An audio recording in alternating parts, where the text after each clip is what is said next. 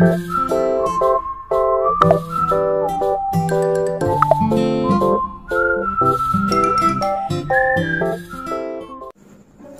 semuanya, perkenalkan, nama saya Elsa Margareta Borusiahaan, Fakultas FKIP dengan jurusan PG PAUD Angkatan 2021 kelas A dengan NIM 2105124727. Nah, di sini saya akan membahas tentang plagiarisme dengan mata kuliah literasi digital.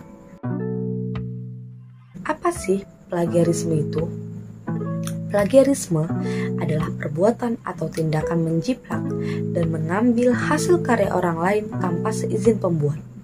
Hasil jiplakan berupa karangan, pendapat, dan sebagainya dari orang lain kemudian seolah-olah diakui sebagai hasil karangan sendiri. Orang-orang yang melakukan plagiat ini biasanya disebut sebagai plagiator. Nah, apa sih ciri-ciri plagiat itu? Untuk mengetahui apakah karangan merupakan hasil plagiarisme atau tidak, dapat dibedakan. Yang pertama, mengakui tulisan orang lain sebagai tulisan sendiri.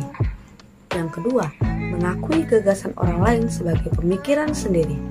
Yang ketiga, mengakui karya kelompok sebagai kepunyaan atau hasil sendiri. Yang keempat, menyajikan tulisan yang sama dalam kesempatan yang berbeda tanpa menyebutkan asal-usulnya. Yang kelima, meringkas dan memparafrasekan tanpa menyebutkan sumbernya dan lain sebagainya. Nah, ada beberapa dampak buruk dari plagiarisme ini. Yang pertama, sumber reputasi yang buruk. Dampak pertama yang akan dirasakan oleh pelaku yang terbiasa melakukan plagiarisme adalah punya reputasi yang buruk.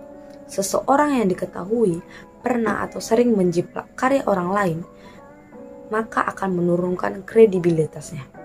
Yang kedua, menurunkan rasa percaya diri. Kebiasaan melakukan tindakan plagiat menyebabkan seseorang memiliki rasa percaya diri yang rendah.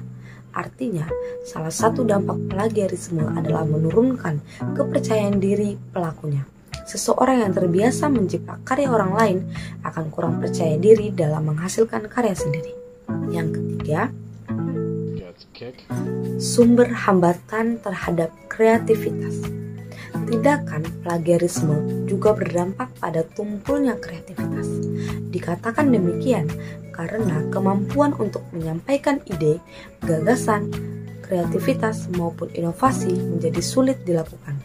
Sebab selama ini sudah terbiasa menjiplak karya orang lain, sehingga tidak pernah terbiasa dan berlatih untuk mengungkapkan buah pikiran dengan baik dan benar. Yang keempat, tersandung kasus hukum. Dampak plagiarisme yang paling serius dan paling dianggap pelakunya sebagai risiko tertinggi adalah tersandung kasus hukum. Sebab bagaimanapun juga, tindakan plagiarisme adalah suatu tindakan kejahatan. Sebab mengambil karya orang lain dan mengumumkannya kepada khalayak sebagai karya sendiri. Peraturan Menteri Nomor 17 Tahun 2010 telah mengatur sanksi bagi mahasiswa yang melakukan tindakan plagiat. Jika terbukti melakukan plagiasi, maka seorang mahasiswa akan memperoleh sanksi sebagai berikut. Yang pertama, teguran. Dan yang kedua, peringatan tertulis.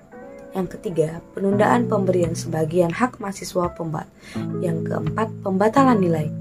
Yang kelima, pemberhentian dengan hormat dari status sebagai mahasiswa. Yang keenam, pemberhentian tidak dengan hormat dari status sebagai mahasiswa. Dan yang ketujuh, pembatalan ijazah apabila telah lulus dari proses pendidikan. Maka dari itu, stop melakukan plagiarisme. Karena kita harus memahami sebagian besar tentang masalah plagiarisme ini.